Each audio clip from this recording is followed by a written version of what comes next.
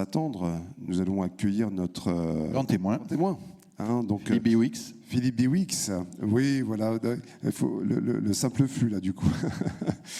Donc Philippe, ingénieur centralien, spécialiste de l'épuisement des ressources minérales et promoteur des low-tech. Alors j'ai fait une présentation un petit peu longue, mais pardon, c'est votre expérience qui est telle. Donc auteur d'essais sur la question sur l'environnemental. Il a travaillé comme ingénieur travaux dans le bâtiment, puis comme ingénieur conseil dans de nombreux secteurs de l'industrie, et pendant près de 10 ans auprès des services comme l'énergie, le chimie, le transport, la télécommunication, l'aéronautique. Il s'est tellement engagé dans 1 an comme chef de mission dans une ONG. Il est actuellement directeur général de l'AREP, qui est donc, on va dire, une filiale ou une émanation de la SNCF, donc Gare et Connexion. Et puis, il est spécialiste de la finitude des ressources minières et de son étroite interaction avec les questions énergétiques. Plus co-auteur de plusieurs ouvrages, et pardon si effectivement la liste est longue, mais les ouvrages parlent d'eux-mêmes. Mais dont un certain nombre, alors on peut vous conseiller l'âge des low-tech vers les civilisations techniquement soutenables, notamment par rapport à cette approche de jeunesse et la façon dont on aborde les sujets de notre consommation. Donc c'est un vrai essai qui porte et qui pose question. Et un deuxième ouvrage sur le bonheur était pour demain, enfin votre dernier ouvrage, Le bonheur était pour demain, où vous indiquiez que l'économie circulaire n'est qu'un fourre-tout sans valeur. Alors ça tombe bien, on fait un sujet sur l'économie circulaire, mais ça nous casse un peu la dynamique. Est-ce que vous pourriez éventuellement évoquer ces sujets-là, et notamment par rapport à la filière CVC ? Oui, merci à vous. Et du coup, alors j'ai pas du tout minuté mon intervention, donc vous faites des grands signes au bout de 10 minutes, si vous voulez, pour dire « oulala, on est au moins à la moitié ». Et je ne savais pas non plus que j'allais intervenir devant des lycéens, donc je suis hyper content de pouvoir le faire, mais je le fais avec précaution et voilà. J'espère que ça ne va pas trop vous perturber et qu'au contraire, ça va vous donner envie de vous projeter dans l'action. Alors oui, je voulais commencer, avant de parler d'économie circulaire, peut-être par rappeler quelques grands enjeux. Finalement, là, alors sans doute, maintenant, je vais commencer à enfoncer des portes ouvertes de plus en plus, parce que ces grands enjeux, ils nous rattrapent. Peut-être il y a 10 ans, parler de ça, c'était un petit peu disruptif ou un petit peu nouveau. Et puis aujourd'hui, finalement, il y a des mots qui sont en train de s'installer dans le langage courant, dans le langage du gouvernement, etc. Alors là, c'est la rentrée. Pendant l'été, il y a eu les incendies, les sécheresses, les inondations, les trucs, voilà. Et puis la sobriété énergétique, voilà, c'est ce premier mot qui s'est installé. Alors on partait un peu de loin avec la sobriété, parce que au début, c'était Olivier Véran, vous savez, le porte-parole du gouvernement, qui nous avait dit mi-juillet de bien éteindre la box Wi-Fi avant de partir en vacances. Donc c'était vraiment la sobriété des petits gestes. Et puis on voit bien maintenant qu'il va falloir aller vers une sobriété beaucoup plus forte, beaucoup plus grande. Et sans doute, en fait, une sobriété qui n'est pas juste conjoncturelle, qui n'est pas juste liée au prix du gaz en ce moment du fait de la guerre entre l'Ukraine et la Russie. C'est pas juste qu'il va falloir serrer les fesses pendant 1 ou 2 hivers parce qu'on a des problèmes avec nos centrales nucléaires d'un côté et puis qu'on n'a pas forcément développé telle ou telle énergie renouvelable. Non, c'est plus profond que ça, c'est plus structurel que ça. En fait, quand vous regardez un peu tous les rapports qui ont pu être faits un peu par tout le monde. Alors, il y a des fois, ce sont des associations, des fois, c'est quasi gouvernemental, c'est la stratégie nationale bas carbone, ça peut être l'ADEME, il y avait quelqu'un de l'ADEME tout à l'heure, je sais pas, voilà. J'en reparlerai à propos de la définition de l'économie circulaire, j'y viendrai. Donc, il y a aussi la filiale de EDF qui s'appelle RTE, vous savez, les gens qui s'occupent du réseau, qui sont en ce moment, les gens qui bossent pour savoir si jamais il y a besoin de faire des délestages ou des coupures de réseau, comment on va les faire. Bon, c'est plein de gens très intelligents. Et tous ces rapports-là, maintenant, ils pointent le fait qu'il va falloir faire de la sobriété. De toute manière, on ne pourra pas faire une transition environnementale, une transition énergétique vers le bas carbone sans faire de la sobriété. C'est un levier formidable, formidablement efficace d'économiser quelque part à la source. Et quand vous regardez le rapport, par exemple, d'RTE, qui est assez œcuménique, qui est assez neutre sur la question du nucléaire, il y a des scénarios avec nucléaire, des scénarios sans nucléaire.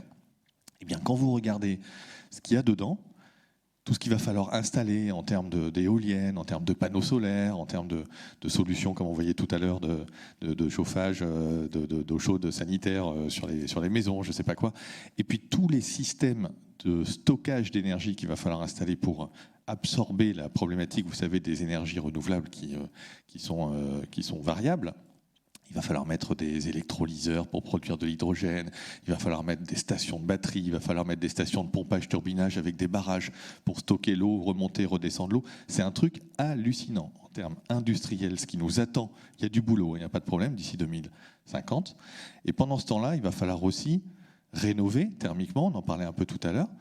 Beaucoup travaillent maintenant dans la rénovation thermique. Il va falloir, par rapport à ce qu'on fait aujourd'hui et par rapport à ce qu'il y a dans les scénarios officiels, il va falloir multiplier par 20 à 25 la vitesse à laquelle on fait la rénovation thermique en France.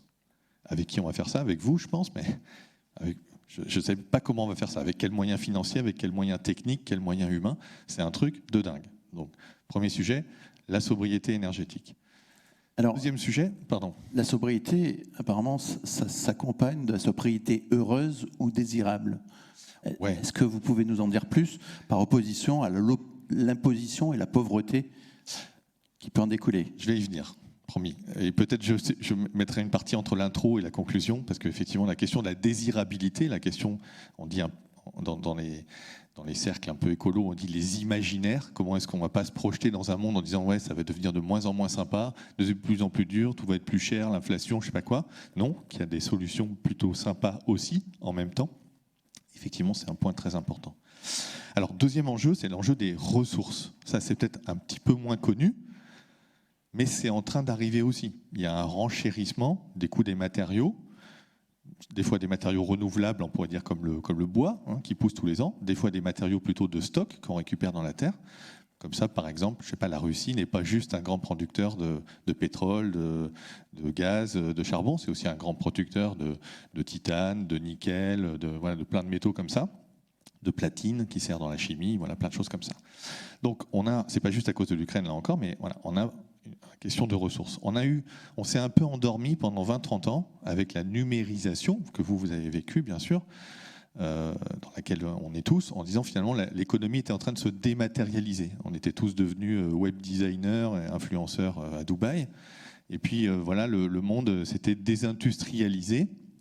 Nos pays, enfin notre pays en tout cas, parce qu'en Allemagne c'est pas vrai par exemple, là, mais voilà, il y a de moins en moins d'industrie et de plus en plus d'emplois de services, et les économistes nous disaient bah oui c'est normal, c'est la tendance naturelle, on va vers plus de valeur ajoutée, plus d'activités tertiaires. Et en fait non, on est en train de se rendre compte pas du tout. En fait on vit dans une économie hyper matérielle, elle n'a jamais été aussi matérielle d'ailleurs, mais les trous, les machins qu'on extrait c'est ailleurs, à l'autre bout du monde. Voilà. Juste le temps que vous atteignez mon âge, c'est pas dans si longtemps que ça, on va extraire de la croûte terrestre plus de matériaux, plus de métaux que pendant toute l'histoire de l'humanité jusqu'à aujourd'hui. D'accord ? C'est pas très dur à faire en fait ça. Ça s'appelle la courbe exponentielle. D'accord ? L'exponentielle, tout le monde connaît maintenant, surtout en lycée, mais Covid-19, ça nous a appris la courbe exponentielle. L'exponentielle, c'est quand on double quelque chose selon un certain pas de temps. Donc avec la crise sanitaire, au début, la première vague, on doublait le nombre de malades, on doublait le nombre de contaminations tous les 5 jours. Donc c'était x2, x2, x2. Donc au bout de 20-25 jours, tout le monde est à la maison confiné, parce que évidemment la courbe, elle explose. C'est pareil pour l'extraction de matières premières. On extrait 2, 3, 4, 5, 6, 10% de plus chaque année. Il y a encore plein de stocks, il n'y a pas de problème, d'une certaine manière. Il y aura peut-être des petites difficultés à gauche, à droite, mais voilà, on extrait ça consomme de l'énergie, ça émet des gaz à effet de serre. Voilà. Et du coup, quand on lit là, les rapports internationaux sur les besoins en matières premières qui vont être générés par la transition énergétique, par le fait, par exemple, de passer de voitures thermiques à des voitures électriques, pour les batteries, des choses comme ça, il va falloir multiplier par 10, 20, 30, 60 la quantité qu'on extrait chaque année. Pareil, comment on va faire ça? Quelles sont les conséquences environnementales? Un truc de malade. Troisième enjeu, c'est l'enjeu de la recyclabilité. Parce qu'on pourrait dire, ces matières premières, je les extrais, je m'en fous, une fois que je les ai extraites, tout va bien, elles sont dans le stock, dans les bâtiments, dans nos smartphones, dans nos ordinateurs, dans nos voitures. Voilà. Et du coup, je prends un câble de cuivre d'un bâtiment que je vais réhabiliter, ou voilà, on récupère le câble de cuivre, on refond, on refait un câble de cuivre, c'est impeccable. Pas de problème. Sauf que ça ne marche pas du tout comme ça. Faites attention quand vous jetez vos canettes à la poubelle, en fait, c'est pas parce que vous avez jeté dans la bonne poubelle que ça va bien se passer après. Ça contient plein de trucs un peu bizarres qui ne vont pas être bien recyclés. Un smartphone, c'est encore pire. C'est 40 ou 50 métaux différents. On va en récupérer une dizaine ou une quinzaine au mieux, si vous ne l'avez pas laissé traîner dans votre tiroir et si ça ne part pas en Afrique de l'Ouest, au Pakistan ou en Chine. On va extraire, il y a sur la soixantaine de métaux, vous vous rappelez la table de Mendeleïev, il y a 92 éléments. Il y en a une soixantaine qui sont des métaux, des métalloïdes. Il y en a la moitié, plein de petits métaux high-tech qui servent à faire des écrans tactiles, qui servent à faire des couleurs dans les écrans, plein de choses comme ça qui sont dans tous nos produits électroniques. C'est recyclé à moins de 1%. Ça veut dire zéro. En langage scientifique, on ne dit jamais zéro, parce qu'on a peur de se tromper. On dit moins de 1. OK ? Donc ça, voilà, c'est une réalité. Et plus on est en train d'enrichir, et c'est vrai dans le domaine technique, dans les lots techniques du bâtiment aussi, plus on numérise, plus on enrichit technologiquement, et bien plus on s'éloigne potentiellement de l'économie circulaire. Parce qu'on intègre des petits matériaux qui sont récupérés dans une cinquantaine, soixantaine de pays différents, transformés un peu partout dans le monde, et à la fin, ça va faire un petit objet, un capteur, un moteur, un machin. Et ce truc-là, quand il va arriver en recyclage, ça va très mal se passer. Dernier enjeu, mais qui est lié finalement à cette question de l'extraction de ressources, c'est l'enjeu de la résilience. Ça, c'était un mot qui commençait à être à la mode avant la crise sanitaire. Et alors, depuis la crise sanitaire, on le voit partout. Il faut que tout le monde devienne résilient, les territoires sont résilients, les villes sont résilientes, les lycées vont devenir résilients bientôt. C'est quoi la résilience ? Ça nous emmènerait trop loin pour l'intro aujourd'hui, mais c'est de dire, c'est quelque part la capacité à résister à des petits couacs, des petits ou des grands couacs. Des couacs qui peuvent être peut-être géopolitiques, qui peuvent être sanitaires, qui peuvent être peut-être sur la pénurie des ressources demain, sur le renchérissement des matières premières, de l'énergie.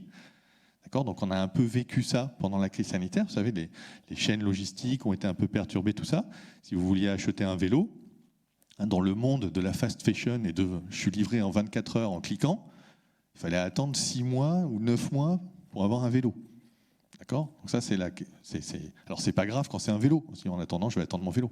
Imaginez que ça soit sur ce qui fait le fonctionnement de nos villes, le fonctionnement de nos bâtiments, de dire qu'on aurait, en fait, on numérise tout, on a plein de capteurs partout, de machins, de trucs compliqués, on met tout ça dans des data centers, on met un peu d'intelligence artificielle, mais imaginez qu'on se retrouve avec des contraintes comme a eu l'industrie automobile, par exemple, qui a arrêté ses chaînes de production parce qu'il n'y avait plus assez de microprocesseurs fabriqués à Taïwan, pour d'autres raisons que la crise sanitaire, mais du coup, voilà, c'est le risque un peu de maîtrise de notre destin. Voilà. Okay ?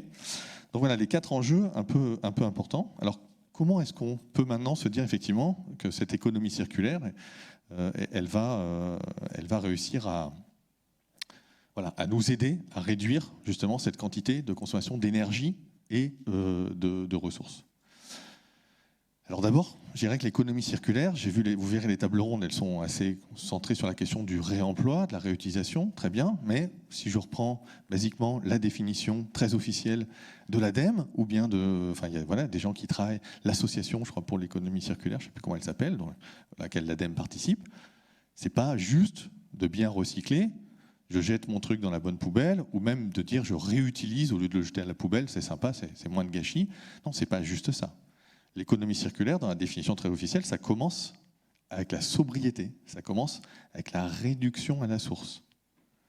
Alors qu'est-ce que ça peut vouloir dire de faire de la réduction à la source dans le monde du chauffage et de la clim et de la plomberie ?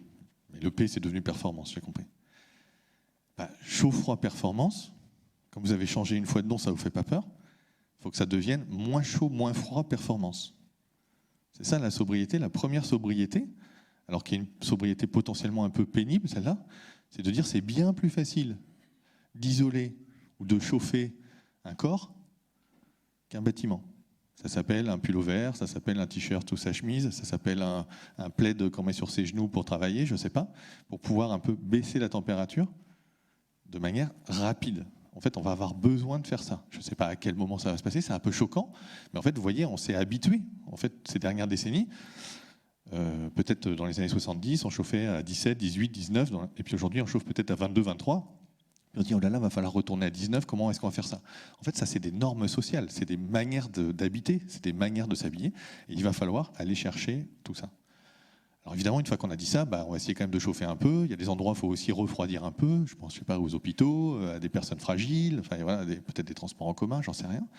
Donc là, il y a des questions autour du juste dimensionnement. Qu'est-ce qu'on va mettre en œuvre? Comment on va dimensionner les choses? De quoi on a réellement besoin? Et c'est là, en fait, qu'on va faire un maximum d'économies. C'est-à-dire, il faut faire attention à ne pas tomber directement dans ce que j'appellerais, moi, le technosolutionnisme, l'efficacité technique, bien sûr.